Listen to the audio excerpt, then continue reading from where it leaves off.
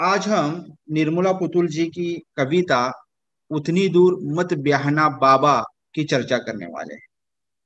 वैसे देखा जाए निर्मला पुतुल जी वर्तमान दौर की आदिवासी और स्त्री विमर्श की सशक्त लेखिका के रूप में आपका नाम उभर कर सामने आ रहा है।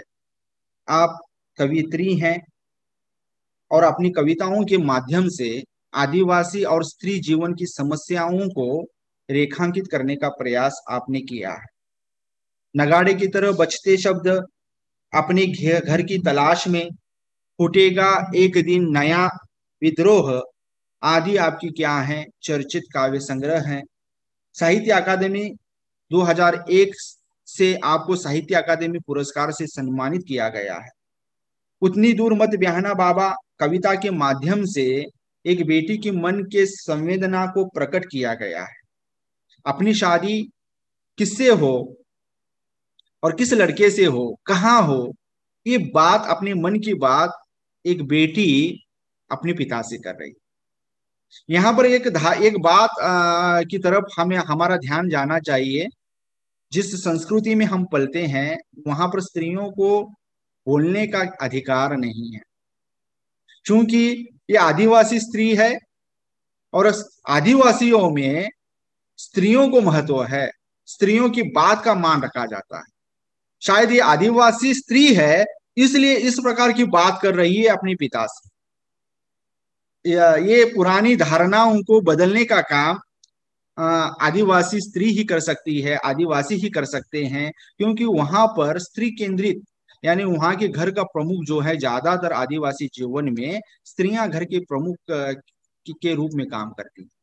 तो शायद उस हिसाब से अगर हम उसकी तुलना करें, कविता हम तो देख रहे हैं, आगे देखेंगे, लेकिन अगर जर एक लड़की अगर जर हमारे यहाँ पर अगर जर हम ये बात करें तो ये हमें नामुमकिन सी लगती है कि एक बेटी बाप से कह रही है कि मुझे ऐसा वर चुनो या मेरी शादी ऐसी जगह पर करो। ये बेटी कह रही है, ये कंसेप्ट ही हमारे यहाँ पर नहीं है।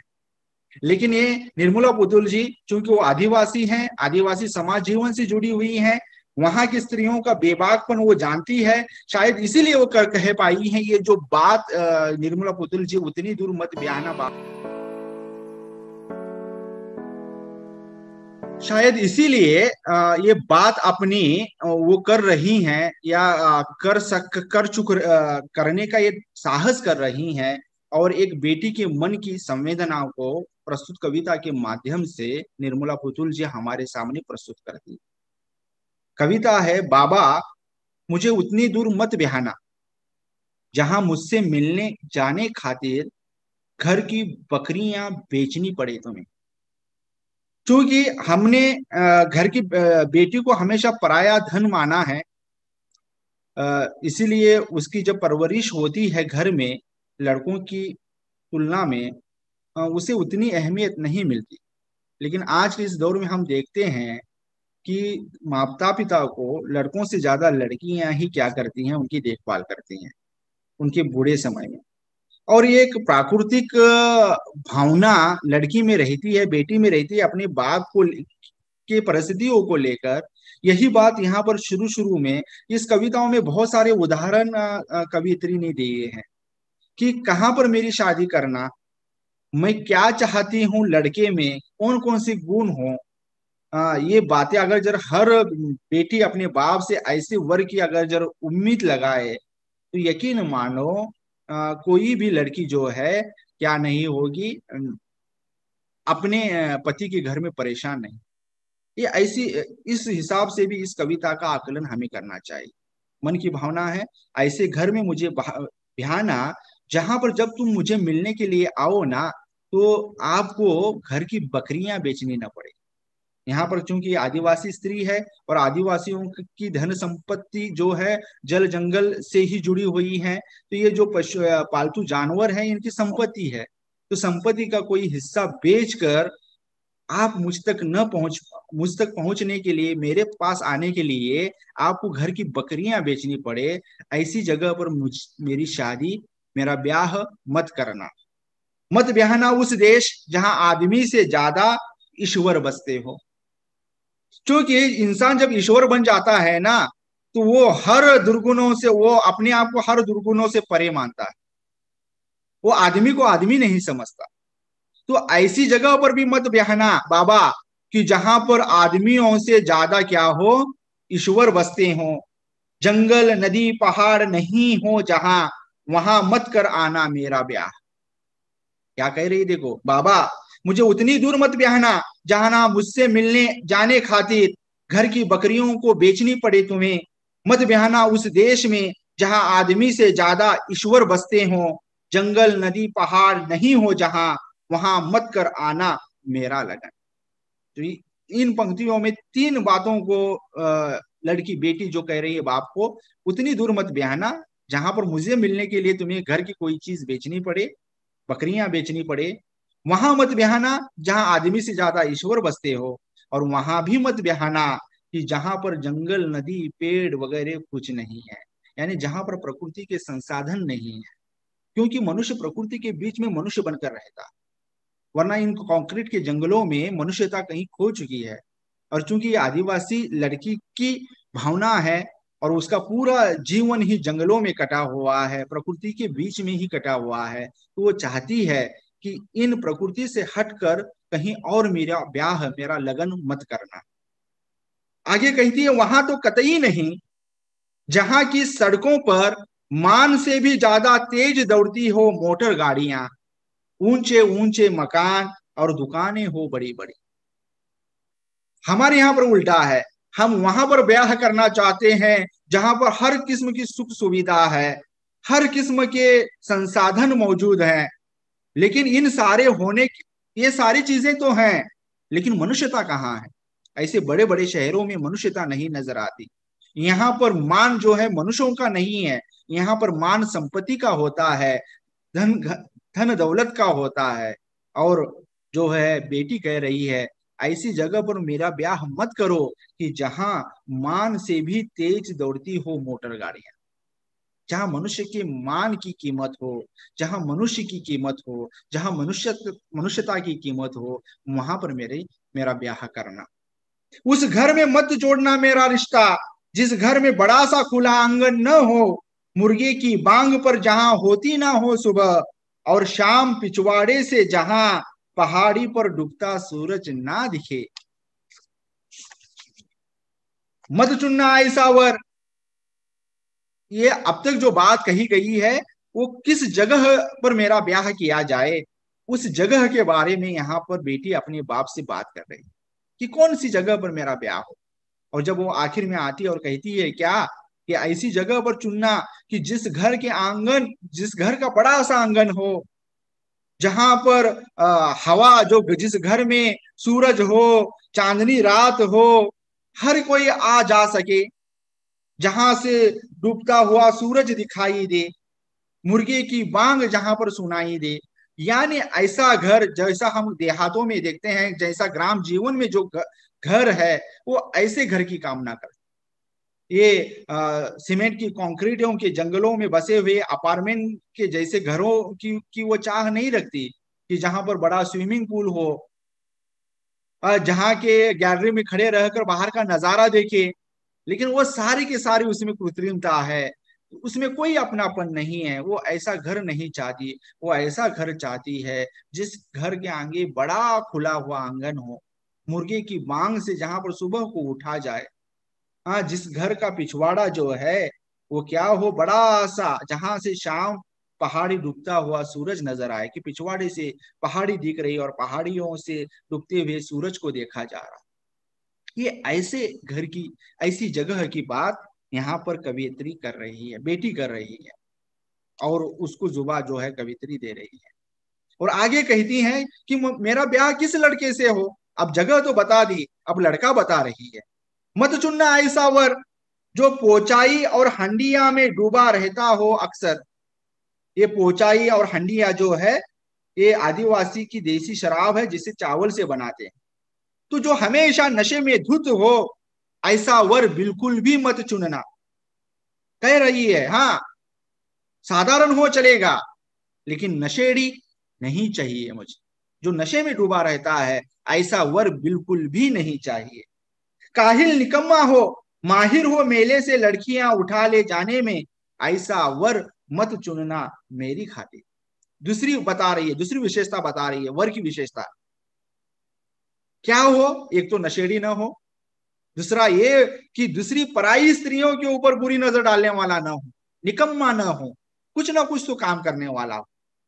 अब ये जितनी भी वर की ये जो विशेषताएं बता रही हैं ये लड़की अपनी पिता से, और फिर आजकल की के जो हम पढ़े लिखे हैं और शहरों में बसते हैं, और उन लड़कियों की वर की कामना वो जो चाहते हैं, और उन दोनों की तुलना जरा हम करेंगे तो दोनों में हमें जमीन आसमान का फर्क नजर आएगा।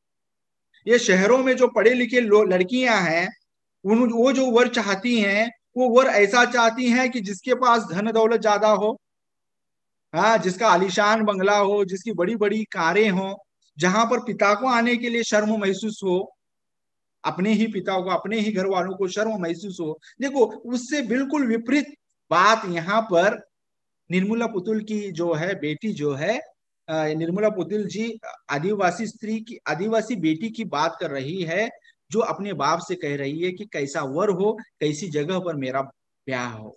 अगर ये दोनों की तुलना की जाए, आज के शहरी जीवन की स्त्री की बेटी की बात और ये आदिवासी बेटी की बात, तो हमें दोनों में जमीन आसमान का फर्क नजर आएगा।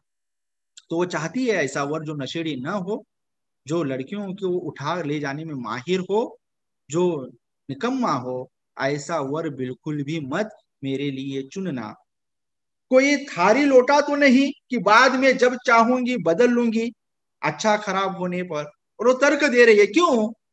क्योंकि ये थारी लोटा तो नहीं है, ये बर्तन नहीं है कि खराब हो जाने के बाद में एक बार खरीद कर लेकर आए, अरे खराब लगा वापस जाकर करके आया, ना ना। ये तो जिंदगी भर का सौदा है, जैसा भी होगा जिंदगी भर उसे झेलना पड़ेगा, उसके साथ जिंदगी गुजारनी पड़ेगी। तो जब जिंदगी गुजारनी है तो मैं हर चीज को क्या कर लूंगी, जांच कर। जैसा कि अगर जब हम बाजार जाते हैं तो हर चीज को जांच कर लेते हैं, परख कर लेते हैं, लेकिन जब बेटी का ब्याह करने की बात आती है तो ये परख हमारी कहाँ पर जाती है? हाँ, तो ये परख होना बहुत जरूरी है। ये परखने की बात, यहाँ पर लड़के को परखने की बात बेटी कर रही है। जो बात बात में बात करे लाठी डंडे की, निकाले तीर धनुष कुल्हाड़ी, जब चाहे चला जाए बंगाल असम कश्मीर, ऐसा वर नहीं चाहिए मुझे। आगे बता रही है कि ऐसा वर नहीं चाहिए जो झगड़ालू है, बात बात पर डंडा तीर कमान निकाले, और ऐसा वर भी नहीं चाहिए जो बंगाल असम और कश्मीर चला जाए। क्योंकि ये जिस जगह की बात कह रही है वहां के ज्यादातर वर संपत्ति कमाने के लिए, अपने जीवन को बेहतर बनाने के लिए बंगाल चले जाते हैं, कश्मीर चले जाते हैं, असम चले जाते हैं, और अपने घर वालियों को पीछे छोड़कर चले जाते हैं। ऐसे वर्ग की ये मांग नहीं कर रही जो मुझे अकेला छोड़ चला जाए। और उसके हाथ में मत देना मेरा हाथ, जिसके हाथों ने कभी कोई पेड़ नहीं लगाया, फसलें नहीं उगाई, जिन हाथों ने नहीं दिया कभी किसी का साथ, किसी का बोझ नहीं उठाया। और तो और जो हाथ लिखना नहीं जानता हो, ख से हाथ, उसके हाथ में मत देना कभी मेरा हाथ। तो कैसा वर चाहिए? नशेड़ा नहीं चाहिए, हाँ, निकम्मा नहीं चाहिए, दूसरों की औरतों पर बुरी नजर डालने वाला नहीं चाहिए, हर बात में झगड़ा करने वाला नहीं चाहिए, और धन दौलत कमाने के लिए मुझे छोड़कर जाने वाला नहीं चाहिए। तो चाहिए कैसा वर? वैसा वर चाहिए जो दूसरों के काम आने वाला हो, जिसने अपने हाथों से पेड़ लगाए हुए हों, जो प्रकृति, क्योंकि जो हाथ पेड़ लगाना जानता है वही उसका संरक्षण कर सकता है। ये बात ध्यान में रखो, जिसने पेड़ लगाया है ना वही उसका संरक्षण कर सकता है, वरना तोड़ने, जिसने लगाया नहीं उसके लिए तोड़ना बहुत आसान है। ये बात, ये भावना यहाँ पर चाहे वो बेटी कह रही है। क्यों? अगर जो वो हाथ पेड़ लगा नहीं सकता तो उसकी हिफाजत कैसे करेगा? वो तो जब काटने की बात आएगी तो आसानी से काट देगा। वो आगे कहती हैं कि जिस हाथों ने कभी हस लिखा हो, ह से हाथ लिखना नहीं जानता, ह से हाथ, उसके हाथ में न देना मेरा हाथ। तो ऐसा वर चाहती है। बिहाना तो वहां बिहाना जहां सुबह जाकर शाम लौट सको पैदल। आगे और कह रही है, कहां पर लौटो, कहां पर? पहले बता दिया कि उस जगह पर मत बिहाना, और उसकी सारी की सारी फेहरिस्त दे दी, लिस्ट दे दी। अब चाहती हैं कहाँ पर ब्याह है, मेरी शादी कहाँ करो, कि वहां करना कि सुबह तुम पैदल जाओ और शाम को लौट आ सको। मैं कभी दुख में रो इस घाट, तो उस घाट नदी में स्नान करते तुम सुनकर आ सको मेरा करुण विलाप। इतने करीब रहो कि इस किनारे भी अगर मैं सिसकियां लूं तो उस किनारे तुम्हें सुनाई दे और फिर तुम फौरन मेरे पास आ सको। महुआ का लठ और खजूर का गुड़ बनाकर भेजू तुम्हें संदेश, तुम्हारी खातिर उधर से आते जाते किसी के हाथ भेज सकूं कद्दू कोहड़ा खेक्सा बरबट्टी, समय समय पर भोगों के लिए भी। तो यहाँ पर ये जो सारी चीजें बताई हैं, खेसरट्टा चैटल बड़ी बेर जैसे गोल एक सब्जी होती है जो पहाड़ों में होती है, जंगलों में होती है, बरबट्टी बीन्स जैसी एक सब्जी। हाँ, ये सारी जो चीजें हैं कि मैं दे सकूं तुम्हारे किसी के जाते जाते किसी के हाथों में दे सकूं और वो सारी चीजें तुम्हें प्राप्त हो सके, ऐसी जगह पर मेरा ब्याह रचाना। मेला हाट जाते जाते मिल सके कोई अपना जो बता सके घर गांव का हाल चाल, चितकबरी गाय के ब्याने की खबर दे सके जो कोई उधर से गुजरते, ऐसी जगह हमें ब्याहना। तो कैसी जगह पर बहना, सुबह से शाम जहां से जाकर आ सको, मेरी हर सिसकी तुम्हें फौरन सुनाई दे, मेरा हर करुण गान तुम तक पहुंच जाए। ऐसी जगह पर बहना कि मेले में किसी मेले में चले जाएं तो तुम्हारी हर खबर मुझे, मेरे घर की हर खबर मुझे मिल जाए, ऐसी जगह पर बहना। तो उन्होंने उदाहरण दिए हैं कि बता सके घर गांव का हाल, कि कोई ना कोई मिल जाएगा, अगर करीब रहते हैं तो कोई ना कोई बाजार में मिल जाएगा और घर का गांव का हाल मुझे बता सकेगा, चितकबरी गाय गाय के ब्याने की खबर मुझे दे सकेगा। उस देश ब्याहना जहां ईश्वर कम आदमी ज्यादा रहते हो, बकरी और शेर एक घाट पर पानी पीते हो जहां, वहीं ब्याहना मुझे। तो पहले बताती हैं वहां पर मत ब्याहना जहां आदमी से ज्यादा ईश्वर बसते हैं, और ये बता रही है कि मेरी वहां पर शादी करना जहां ईश्वर नहीं आदमी ज्यादा बसते हैं, जहां बकरी और शेर मतलब दो विरोधी चीजें एक साथ रह सके प्रेम से।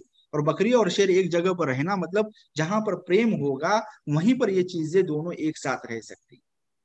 तो उस घर उस जगह पर ब्याहना मुझे, उसी के संग ब्याहना जो कबूतर के जोड़ और पंडुक पक्षी की तरह रहे हरदम साथ। जो देखे ना कबूतर हमेशा जोड़ियों में होते हैं, और पंडुक जो है जोड़े में रहने के लिए एक प्रसिद्ध चिड़िया कहा जाता है, कि अगर जो समझ लो एक मर जाता है तो दूसरा फौरन उसकी फौरन मर जाता है, मतलब वो अलग अलग रह नहीं सकते, वो जब भी जीते हैं साथ साथ जीते हैं। तो वो कहती हैं उसी के संग ब्याहना जो कबूतर के जोड़े और पंडुक की पक्षी की तरह रहे हरदम साथ। मेरा ब्याह उस लड़के से करना जो हमेशा मेरे साथ रहे। उदाहरण दे रही है कबूतर और पंडुक पक्षी का, जो अलग अलग रह नहीं सकते, अलग होने के बाद में विरह में वो तड़प तड़प कर मर जाते हैं।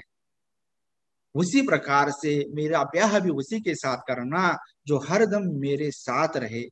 घर बाहर खेतों में काम करने से लेकर रात सुख दुख बांटने तक, चुनना वर ऐसा जो बजाता हो बांसुरी सुरीली और ढोल मांदर बजाने में हो पारंगत। तो पहली बात कह रही है ऐसा वर चुनना कि जो क्या करे हरदम मेरे साथ रहे, दिन रात सुख दुख में हर घड़ी वो मेरे साथ हो, मुझे छोड़कर बंगला आसाम कश्मीर जाने वाला न हो, हमेशा मेरे जो भी सूखी रोटी है हम मिल बांट कर खाएंगे लेकिन साथ रहे, ऐसा हो। ऐसा हो जो बजाता हो सुरीली बांसुरी और ढोल मांदर बजाने में हो पारंगत, जिसे संगीत की जान है। देखो, जो प्रकृति से सहज जुड़ सके ऐसा वर, जो संगीत से जुड़ा हुआ है ऐसा वर, जो हरदम साथ रहे ऐसा वर, बसंत के दिनों में ला सके जो रोज मेरे जुड़े की खातिर फलाश के फूल, जिसने जिससे खाया न जाए मेरे भूखे रहने पर, उसी से बहना मुझे। तो ये छोटी छोटी अपेक्षाएं हैं लड़की की, अपने बाबा से वो कह रही है। वरना तो जिस बेटी का बाबा जो है, जिसकी बेटी ब्याहनी होती है, वो इस फिक्र में ही मर जाता है कि मेरी बेटी की शादी एक तो कैसे हो, और हो तो अच्छे घर की तलाश में वो अपना सब कुछ बेच डालता है, अपने आप को कंगाल बना देता है। और सब कुछ देने के बाद में भी ये गारंटी नहीं रहती कि मेरी बेटी उस घर में सुखी रहेगी। इसीलिए ये बेटी कह रही है कि मुझे ऐसा घर नहीं चाहिए कि जहां पर मान से भी तेज मोटर गाड़ियां दौड़ती हैं। मुझे बड़े बड़े घर वाला लड़का नहीं चाहिए। मुझे ऐसा लड़का भी नहीं चाहिए जो नशेड़ी हो। वरना क्या होता है, ज्यादातर वक्त में हम घर को देखते हैं और लड़कों को देखना भूल जाते हैं। बड़े घर के चक्कर में शादी रचा देते हैं और फिर बाद में पता चलता है ये तो नशेड़ी है, ये तो पराई स्त्रियों पर नजर डालने वाला है, ये बात बात में झगड़ा करने वाला है। शायद इसीलिए वो कहती है वो बर्तन तो नहीं है कि एक बार खरीदने के बाद में, खराब लगने के बाद में वापस जैसे दिया जा सकता है, वैसा तो ये है नहीं। जिंदगी भर का जो है सौदा है, फिर इस सौदे को मैं जांच परख कर करना चाहती हूँ। इसीलिए मुझे ऐसा वर चाहिए। और वर की क्या कामना है? ऐसा वर जो हर घड़ी साथ रहे, पंडुक पक्षी की तरह, जो सुरीली बांसुरी बजाता हो, जो ह से हाथ लिखना जानता हो, जो बांसुरी बजाए, जो पलाश की फूल मेरे लिए लेकर आए, और अगर मैं भूखी रहूं तो उसे भी न खाया जाए। ऐसा संवेदनशील, ऐसा प्रेम करने वाला लड़का, ऐसे लड़के से मेरी ब्याह रचा। तो अगर जर हम इस कविता के संदर्भ में और आज की बात करें, क्योंकि आजकल ज्यादातर लड़कियों की शादियां इस दहेज के चक्कर में, इन सारी चक्करों में नहीं हो पाती। तो एक प्रकार से ये कहने का एक प्रयास भी है, कह सकते हैं हम, कि अगर जर हम अच्छे वर की तलाश, मतलब अच्छे इंसान, वर अच्छा वर, मतलब अच्छा वर अच्छा इंसान हो सकता है ये कह नहीं सकते, लेकिन हम अच्छे इंसान की तलाश करेंगे तो यकीन मानिए अच्छा इंसान हर बुराई से क्या होगा, पाक साफ होगा। और जहां पर बुराई नहीं होगी वो हर छोटी छोटी चीजों में खुश रहने वाला होगा।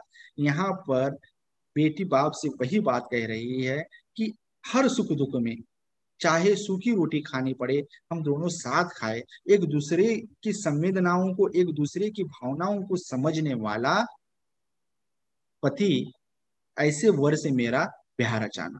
तो कुल मिलाकर अगर जरा हम कहें कि बहुत ही सुंदर रचना है निर्मला पुतुल जी की, जो अपनी इस रचना के माध्यम से एक आदिवासी लड़की अपने लिए कौन सा वर चाहिए, किस घर में वो अपने आप को ब्याहना चाहती है, इसकी चर्चा की है उदाहरणों के माध्यम से। उम्मीद है ये रचना आपको पसंद आई होगी। धन्यवाद।